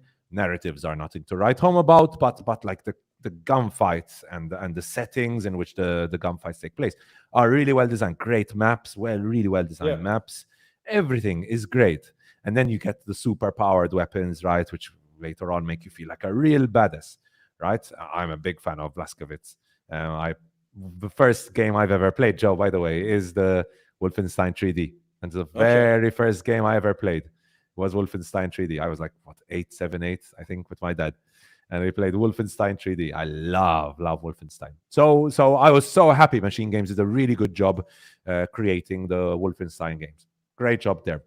And the stuff they've worked on as well, not exclusively, but obviously, but stuff like Skyrim, stuff like the Doom games, which again are amazing games. I didn't play Deathloop, but apparently it won Game of the Year. So guessing it's good. And Quake, which I played the original Quakes, the old Quakes, but the new Quake I haven't tried out yet. Again, all great games, right? So obviously they played to their strong suit and went with the first person thing. But like you said, Joe, they did cop out a little bit whenever there's any platforming, whenever there's any jumping involved. You have the third person style coming in. Now, first persons are great because immersion is right there, right? You are completely immersed. But I think if you are playing a character who's like iconic, superbly iconic, you want to see his face, right? Yep. And if it's someone as iconic as Indiana Jones, you want to see Indiana Jones. Yeah. Which is why I don't get it. I don't get the decision. The gameplay, I have to be honest, there's little to no weight behind these fight sequences that we've seen here. The punching seems fine, I guess, but nothing really to write home about. The graphics, sometimes the game looks fine, the settings look fascinating, really interesting, but then some of the faces, it doesn't feel like Indiana Jones. Like even the fighting, like when have you seen Indiana Jones pull off like a sick superhero swing, kicking someone in the face, to grabbing someone with a whip and putting them close and punch them? It needs to feel like sort of clunky and like accidental in a lot of the things that he does. This guy is no like kung fu guru. He's 100%. He's a archaeology professor that likes to travel the world going to tombs. Exactly. And fighting Nazis, apparently. Exactly. But I guess we'll find out later on this year when could be great. Indiana Jones and the Great Circle releases. I hope it's great because I will definitely play it since it's coming out on Xbox Game Pass for PC. And Xbox needs a win. Let's be honest. Xbox really needs a win because Its exclusives have not been great so far. And that is pretty much it with our news. So, people in the chat, let us know your thoughts. What do you think about the trailer for Indiana Jones and the Great Circle? Even saying it just sounds like, oh, meh. Indiana Jones and the Great Circle. What are your thoughts on the comments by the Ubisoft exec on gamers getting used to not owning their games?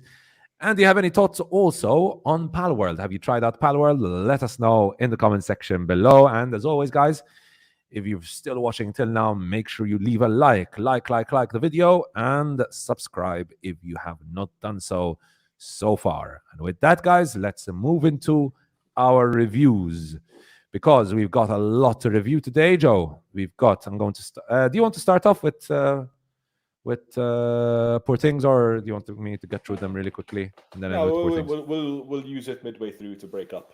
Okay. Some of yours. Bomba. All right. There isn't too much of me or too much of you. Okay, dokies. Man, let me start off with the first movie I'm going to be talking about today. So, first of all, obviously, we're going to review Monster, Boys in the Boat, Poor Things, and The Kitchen. We'll do it that way.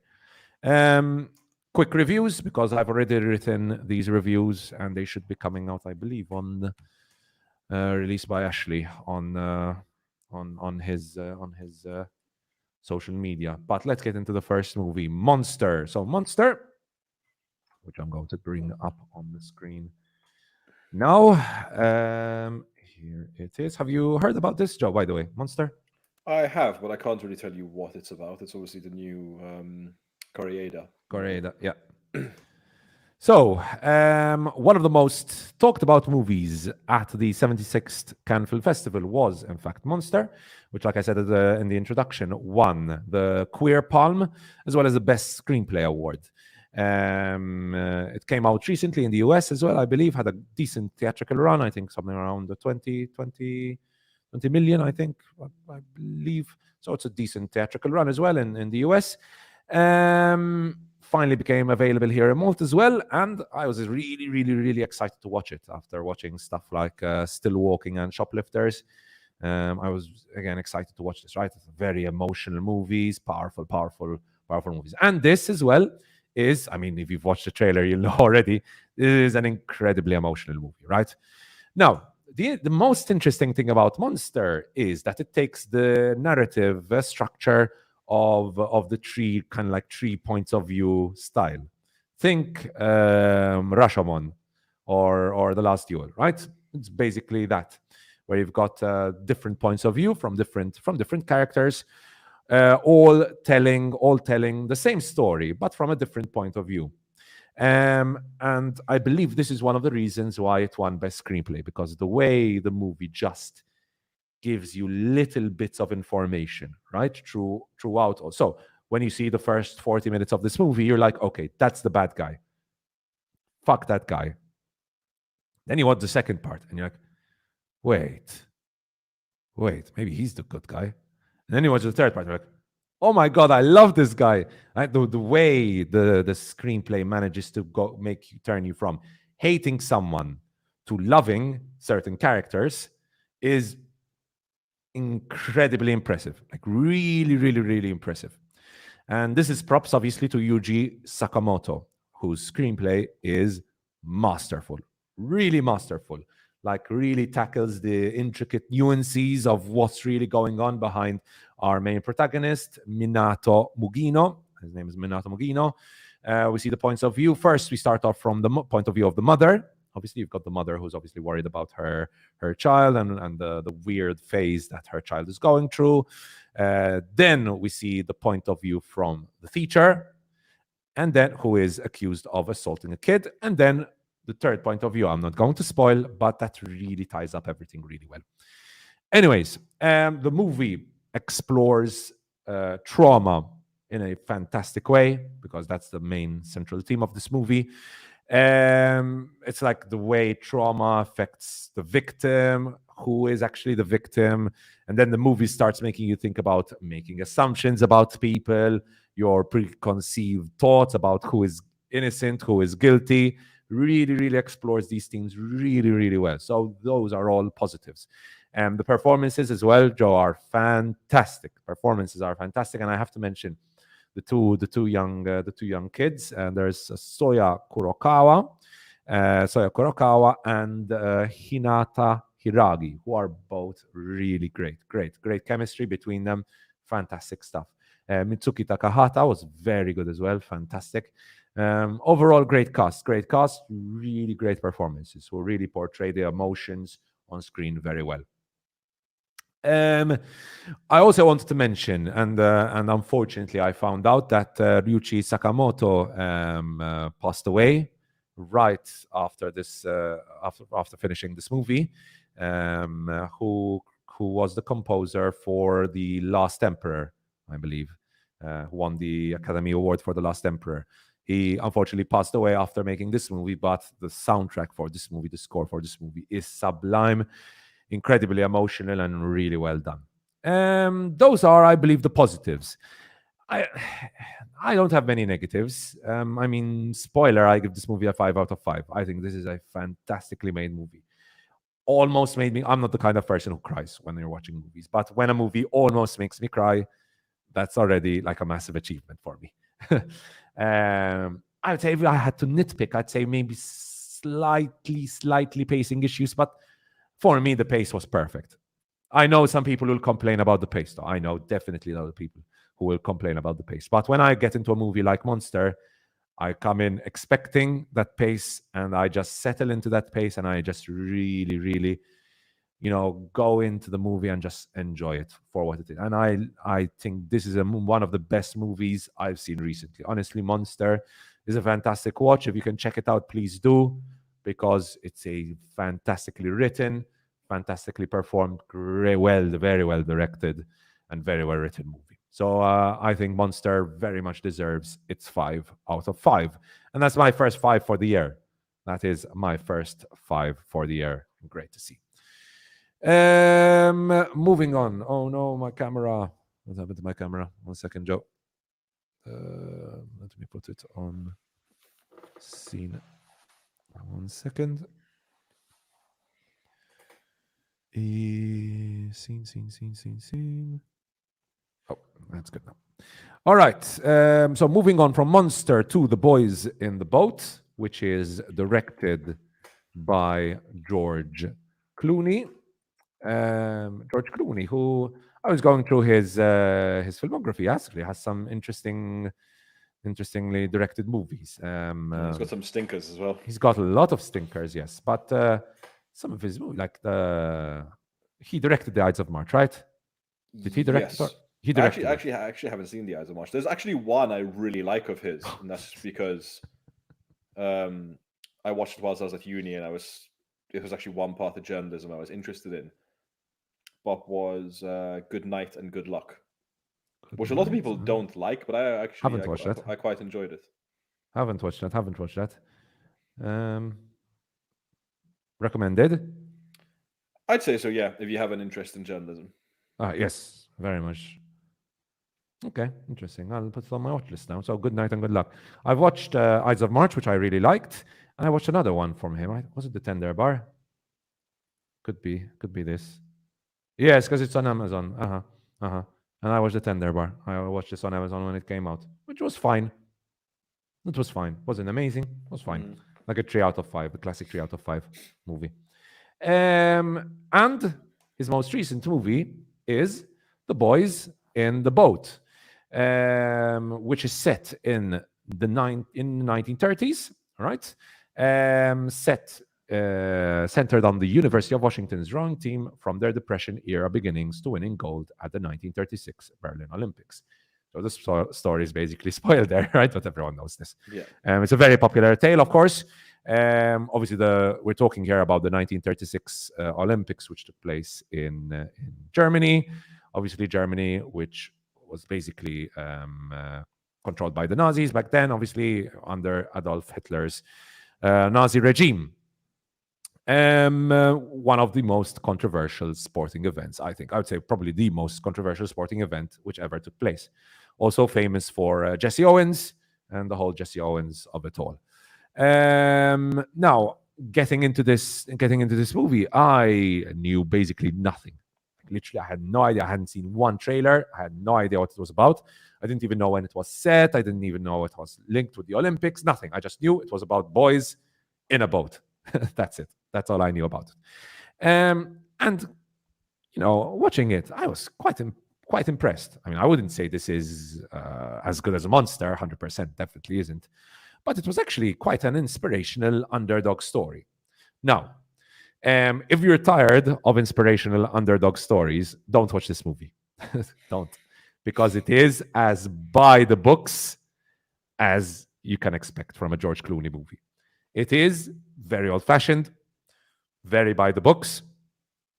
It does everything you expect, an inspirational underdog story to do, and nothing extra. So if that's not something that gets you excited, just skip it because you won't enjoy this. But when I watched this, it was like I think it was like a Thursday evening. Me and my girlfriend were both quite tired. We were like, "Oh yeah, let's check it out." And my girlfriend was like, "Oh yeah, I'll start watching it and then I'll fall asleep." And she didn't. She watched the whole thing, which is quite a surprise. Because for all its old-fashioned style and by the books, there's just something about this movie which gets you really excited. And I think the best thing about this movie, and I think many people will say this, are the actual race scenes, because the race scenes are done really well. I knew every time they were always going to win, right? Obviously, they need to get to the Olympics, so obviously they have to win. But I was consistently on the edge of my seat watching the rowing scenes. I was always like, "Oh my god, something bad is going to happen, something bad," and obviously nothing bad happens because they have to win. But it's a testament, I think, to how well those scenes were directed. Really, really well done. The soundtrack helps as well. The soundtrack is really good. And ultimately, The Boys in the Boat is a really emotionally satisfying movie. Again, don't come into it expecting any kind of like heavy pathos or like any heavy themes. Yes, it does kind of tackle the element of the privilege and these boys coming from the University of Washington, which is well known for being a university which hosted kids coming from poorer families. And you have our main protagonist, Joe Ranst, who is struggling to maintain his education. So he's working lots of different jobs. And that's the reason why he gets into rowing in the first place, the rowing team, because it offers a wage. He will be able to continue studying at the university. I think it fleshes out the main protagonist quite well. None of the other characters are really fleshed out at all. They're just there rowing, right? That's pretty much it. And they all seem like nice guys, to be honest. The relationship he has with I forgot the name of the character. It will pop up here. Anyways, the relationship, you can see the actress here is basically it's just by the books relationship. You have to have a relationship in this kind of movie, so it's there. The obvious love interest, it's quite an unimportant role, to be honest. But my highlights for this movie, I would say, were definitely Joel Edgerton, the ever great Joel Edgerton, who is once more fantastic in this movie, giving his greatest Joel Edgerton performance ever. Joel Edgerton as Joel Edgerton, basically, and he's great. So who cares? And Callum Turner, who gives a real star performance here. Main protagonist, Callum Turner, who is Joe Ranst, who's definitely one to check out because he does a great job in this. To know what I've seen him in before. He's been in a couple of things. Oh, he's in Masters of the Air. Nice. He's going to be in Masters of the Air. He's been in a couple of things. Okay. Oh, War and Peace. Have you watched War and Peace, Joe? Oh yeah, Green Room. He was the bassist. All right. Okay, I haven't watched that. Green Room's really good. Jeremy Saulnier, really good film. Was he the main protagonist in this? No, but he has a decent part in it. I was surprised. I remember Red Letter Media doing the review for this. Yeah, really good. Because they were like, this is Star Trek. I think it's an Star Trek character versus. Fuck. I forgot what the review was, but I remember hearing the review for this. Actually, really like this. Yeah, really good film. Anyways, so I was surprised by how good he was. I've never watched him, but I'll be checking out more of his work because Callum Turner gives a real star performance here. Definitely one to check out, and obviously helps that he's incredibly good looking as well. Yeah. That always helps. Always helps. And overall, I mean, it's basically all I had to say about The Boys in the Boat. Looks production design is decent. There's a decent budget behind this, and that helps. Obviously, the race sequences are great, really good, and it's an overall well done movie. No one's going to get offended watching this movie, except for maybe anyone who supports the Nazi regime. But I mean, fuck them, right? It's a fine movie. Nothing offensive. If you don't want to think about anything watching a movie, just want to, sit down, relax, and watch something, that's fine. Watch The Boys in the Boat. My rating for The Boys in the Boat is a 3.5 out of 5 because I had a really good time watching it. So those are my thoughts on The Boys in the Boat. Now, let's get into the review I was most excited for. Unfortunately, I didn't watch it. Joe did. So, Joe, your thoughts on Poor Things?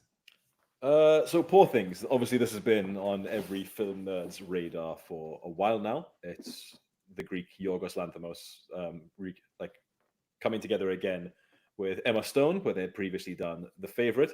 Actually, really funny thing, because I was at Venice when there was Poor Things, but I basically went like a week late, so I didn't manage to see it. But really funny that I was also at Venice for the first time when Yorgos Lanthimos had a film with Emma Stone at Venice Film Festival, because I had seen The Favourite at Venice as well. So it's funny that there's been that 5-year gap between his two films, and he premiered them both at the same place and all that. That's just a funny little tidbit. But yes, this got rave reviews out of both Venice and Telluride, with a lot of people talking about, one, the film itself, but also Emma Stone's performance. And we're seeing now that she's being nominated for a lot of things, as is the film. And this was my first film I had seen in a cinema of 2024. And I'm glad I decided to actually make the effort to go out and watch it. I'm not going to go too much into the plot details because the trailers do a good job of telling you what you need to know without giving too much away, because there are some very slight twists and turns in there. It is another film where he's actually not only reunited with Emma Stone, but also Tony McNamara, the writer. So one of the things I used to love about Yorgos Lanthimos is when he would write his own films, he had that really unique and almost in a way bad dialogue that's in films like The Lobster or in Killing of a Sacred Deer, where everything's really deadpan. But I really loved that of his old films. And since working with McNamara, it's this really witty and quippy, but really eloquent language, which is great. I love that they've kind of come together to do this thing. That's not a criticism of the film at all. But essentially, what you have here with this film, its influences are also definitely very clear. One main one, Frankenstein, you can't get away from even from that. the trailer. That's yes, quite no. obvious. You from the setting to the things like nuts and bolts and stuff and reanimation and all of those things, you can't get away from the Frankenstein of this film. There's also quite a bit of Pinocchio in there as well, of someone with a bit of childlike wonder trying to experience the world and the good and the bad of it. But there's obviously a lot more like darker elements going on. Like part of the discourse in this film, there is so much sex in this film, which is actually kind of funny to see it doing so well. Like it's surprising and refreshing in a way to see that someone like Emma Stone with her A-list kind of status to be willing to do this kind of like, I wouldn't call it perverse, because in the film they don't portray it as perverse, but this amount of nudity and sex scenes in a film, it could only be like a European director to do this kind of thing. And none of it is ever done for like, look how hot this person is and stuff like that. It all plays a role into the story, which we'll get to now, where I kind of like fall off some things. I've seen a lot of people like the rave reviews about this film. This is the best fucking film by Lanthimos in a while. Spoiler for me, and not for the film, I do not think this is Lanthimos' best work. What do you think is the best, Joe? My favorite of his, as fucked up as it sounds, is Killing of a Sacred Deer. Right? I think that's a ground more than The Favourite. More than the Favourite is his third best. Lobster. Yeah. All right. Oh, favorite is my favorite. Favorite. Oh, The so favorite, good, man. it's I just love the favorite. but that's like when I came into Lanthimos before the favorite was ever, like I didn't watch the favorite first and then go back and watch Yorgos No, I Lanthimos watched the movies. favorite first and As then watched the others. if you No, found the actually, favorite, no. Killing of the Sacred Deer, I've watched first, but that you was watched the before I was first. Jesus Christ! Yes, yes, but that was I watched that with my friends. That's Wow. what Okay. my friends came over to my house, and I think sixth form period we're talking about here, Yeah. and they came to watch that movie, and that movie was so fucked up. Yeah. It's a very fucked up film. In a great way. In a great But way, exactly. yeah, but then that isn't like, because a lot of people say like if I fire out and go like this isn't his best work, a lot of people take that with me going this isn't a good film. It's a really really good film. It's a great film. I really enjoyed it. I can kind of like summarize my main problem with it. The film is pretty like blisteringly paced and really funny and really interesting for the first hour and 10 minutes. By the way, Joe, let me stop you there because we had a couple of comments. Tristian saying very wholesome, loved it. I think she's referring to The Boys in the Boat. Yes. And Yella saying great stuff, guys. Got to head off, but we'll watch the rest tomorrow. Thank you, Yella. Great having you here. And As always. Whenever you want to join us on the podcast, you know you're more than welcome. Sorry, Joe. Continue. No, that's okay. As I said, to kind of like summarize my main issue with this film is it starts off really strong. Like the first hour is fucking balls to the wall crazy and incredible with all these wacky things, sight gags, like funny things that they say, and the setting is beautiful, and it's like mostly in black and white for the first part as well. But it hits this point in the second act where its pacing and its wittiness and even like the setting change kind of makes it grind to a halt. And there's quite a frustrating 35 minutes where I was just kind of like, come on, can we just move this? Where it gets like, obviously there's a lot of CGI in this film, and it's mostly employed in a really, really cool and unique way. It's also the point in the film in this 35-minute period where the CGI becomes a lot more noticeable because of the setting that they're in. I'm obviously doing this without spoiling anything from the film because I like, again, it had a good marketing campaign, this film. The trailers do enough for it to be interesting, for it to not spoil anything as well. But then if you come back to all the good things, so if you take stuff just from like set design, the costumes are fucking out of this world beautiful, every single one, especially the ones on Emma Stone. If you go to the performances, everyone from Stone is incredible, definitely her best work to date of things she's having to do and things I will not spoil because they're just, it's getting the script for this film, again, to be someone with that kind of like A-list status of Emma Stone, and you've obviously worked with Yorgos Lanthimos before on a film like The Favourite, but this is so weird and bizarre, and things she has to do, not only in the first 20 minutes of this film, but throughout its 2 hour and 20 minute runtime. I feel like there's a lot of like actors and actresses working today who would be like, this is fucking weird and it's beneath me. Clearly, she has found some kind of connection with Yorgos Lanthimos, and I'm all for it. But one of the best things to see from this film, one of the best things, because he is someone, controversially, I have always liked, but he has been locked in the fucking Disney Marvel machine for 10 years and is now coming out and he's fucking throwing heat, is that man right there with Mark Ruffalo. He is fucking incredible. Very funny performance, right? That's all I heard about it. So funny, so douchey. His fucking turning it up to 11 on every line reading that there is. He, like, for me, he's just like the perfect piece of shit loser character, which I just find hilarious in like everything. He's wonderful. Rami Youssef is like wonderful as well. One of the criticisms this film is getting from its original author of its source material, I forget his name, but he is a Scottish author. He based the book in Glasgow and then it globetrots from like Greece to Paris and stuff like that. Yorgos Lanthimos changes the Glasgow location to London, and apparently the main author is not too much of a fan of that. Okay. One thing I found weird about that then is that Godwin Baxter, played by Willem Dafoe, who you're seeing there, does have a slight Scottish accent and not a very good one. And that's not to say that then Willem Dafoe is bad. Willem Dafoe is good. The accent is not very good. But that's because I live here. I know how these people sound. So there's that. You could have just made him Willem Dafoe. Everyone else is doing, like, even Willem Dafoe himself, it's all fantastic work. Like, in fact, like I'm looking at this now, like these dinner scenes, there's one of the best sight gags I've seen like in a while of something which just keeps happening as they eat involving Willem Dafoe's character, but I won't ruin it. But to kind of conclude on this, because I'm rambling, I had a great time. Apart from that 35-minute point where it slows down a bit, I was like, this is like near perfection. It looks beautiful. Everyone's doing weird shit. There's a lot of different messages you can take out of it on the narratives it's trying to portray, not just about women and the freedom over their own bodies, but also just about parents, the legacies they lead, about men's attraction to much younger, dumber women, I guess, in the past and stuff like that. There's a lot of different threads you could take this on what it's commenting on.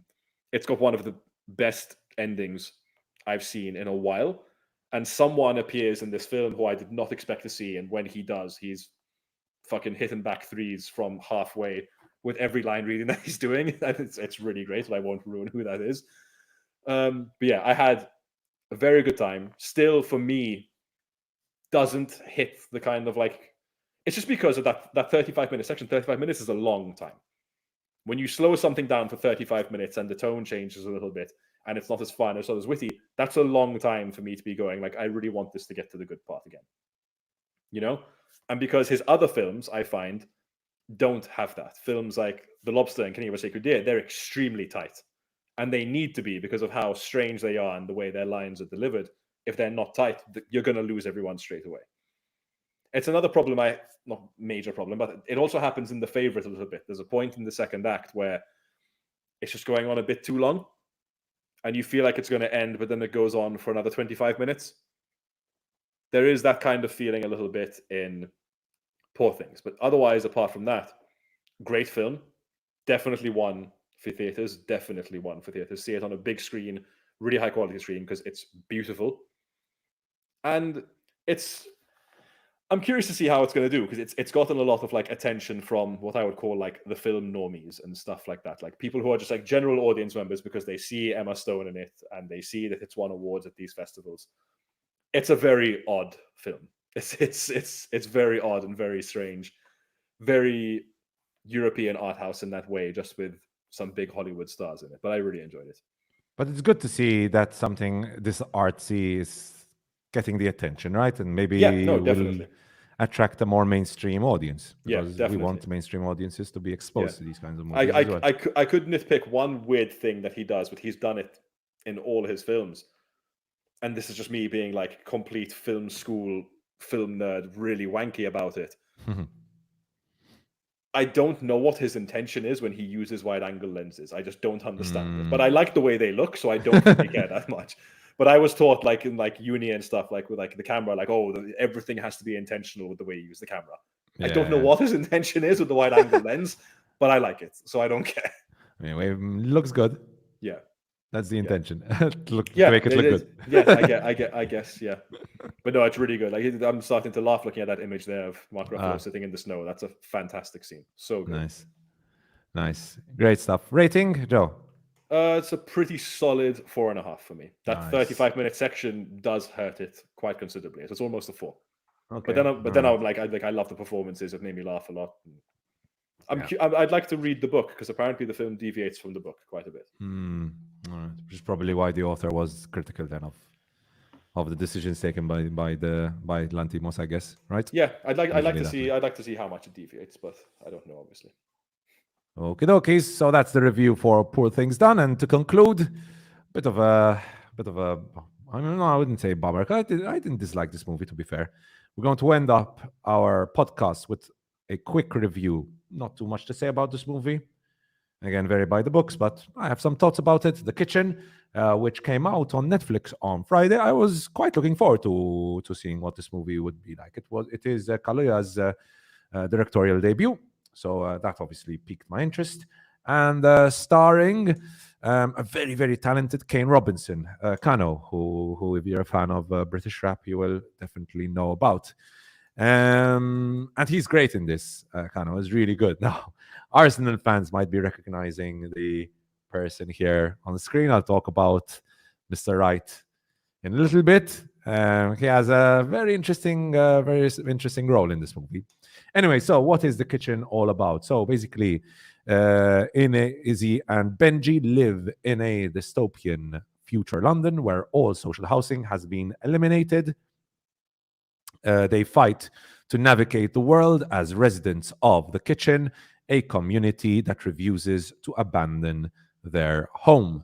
So, and that's basically the setting, right? So imagine in the future, I don't think we ever get the exact year or period, but it's seems to be possibly 20, 30 years in the future.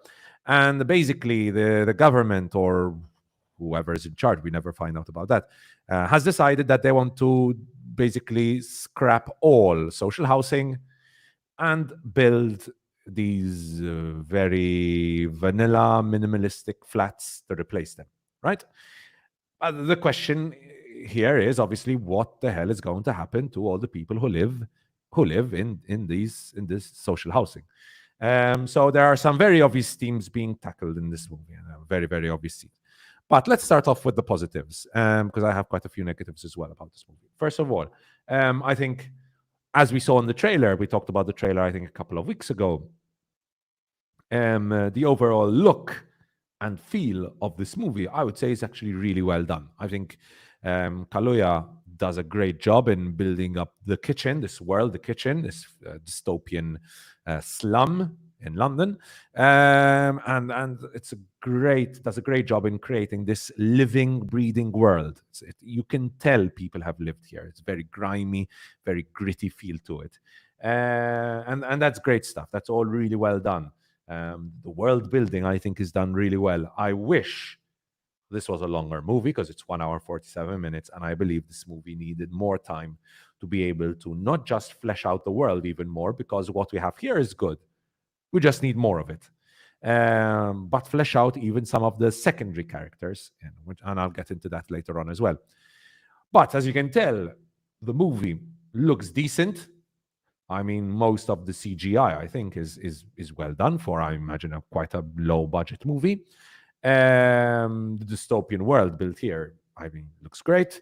So visually, I would say really well done on this movie. The themes themselves, as obvious and as on the nose as they are fascinating in themselves, right? So obviously we've got the topic of gentrification here, which I think, again, as always, is a very relevant topic, not just in the UK, but also in Malta. Obviously, as usual, racism, police brutality, the whole concept of community in these underprivileged areas and the community that they build together. These themes are all fascinating, but I wish, again, I'm going to keep on mentioning the runtime. I wish this was a longer movie.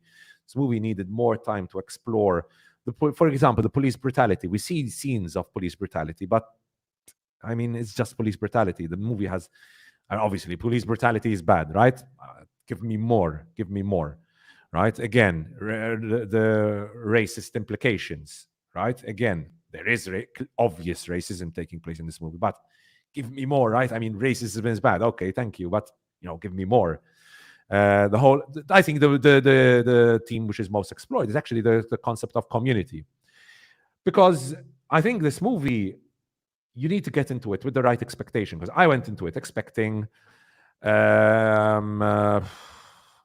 like a mixture of Blade Runner 2049, which takes place in the slums.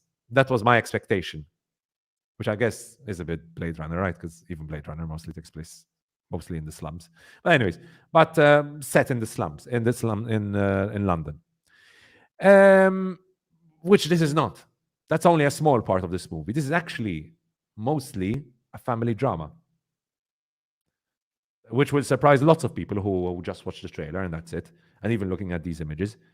But this is mostly a family drama between Kano's character and this young kid whose actor he's very good, very, very surprised by how good he was, Jedediah Bannerman. Fantastic performance by him. And fantastic performance by Kano. I think they were both really, really good. The chemistry that develops between the two is great. Very believable, very realistic relationship that develops between them. Great stuff. Great father-son, kind of like father-son relationship that develops there. Really good stuff. Now, those are more or less the positives, right? The performances. Oh, and I have to mention, obviously, Ian Wright. There's an image of Ian Wright here, but he's actually really good. he has a small. I mean, he has a big role, but he doesn't appear that much. You hear his voice a lot. He basically is Lord Kitchener, who is the DJ, and you're consistently hearing Ian Wright as the DJ, kind of like giving us updates as to what's going on in the kitchen. And he has some inspirational speeches as well, and he has actually quite a dramatic scene at the end. So I think for a footballer, I think it's a pretty decent performance. Now, moving on to the negatives. First of all, this is too short for a movie that tackles these like big topics, these big concepts. This is too short. You simply cannot do this kind of movie in 1 hour 47 minutes. I'm sorry, especially when the majority of the focus of your movie then turns into the family drama. You just do not have enough time then to flesh out the world and to flesh out the secondary characters in this movie. And that is a big problem because you don't care about any of the other characters except for our two main protagonists. Secondly, the pacing. For a 1 hour 47-minute movie, this movie feels really long, which is weird, right? Because I just said I wanted it to be longer. But then the issue is that some of the scenes here need to be edited, need to be cut. Cut out so many of the scenes here where the scene just lingers way too much, and give us more world building, give us more on the other characters. Because some of the scenes are like, okay, cut now, please cut now. Oh my God, the scene is still going on. Please cut now, please, no, cut now. And it lingers. Sometimes scenes linger for minutes where you're like, okay, this scene should have ended and moved on. So it's weird because I feel like I'm saying the opposite, right? This movie needs to be longer, but certain scenes need to be much shorter. But the reality is some scenes need to be completely cut and add more world building because the world is really interesting. And I want to know more about other characters. You just don't get it. Like, for example, at one point, the young kid joins a gang, right? And there seems to be some beef between Kano's character and this gang. But we never find out anything about that, which is a pity because there is so much more that could be explored in this world. Ultimately, check your expectations when you're going to watch The Kitchen. It's more of a family drama than a post-apocalyptic sci-fi movie. The focus here is mostly on the drama. Since IMDb wants to know my rating for this movie is,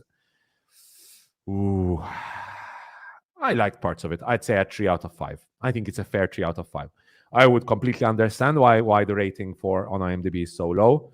I would imagine that rating is there because of the pacing and because of a lot of people came in expecting the movie to be this amazing sci-fi movie. To be fair, I'm right there. 6. I'm there with the 6, right? 3 out of 5.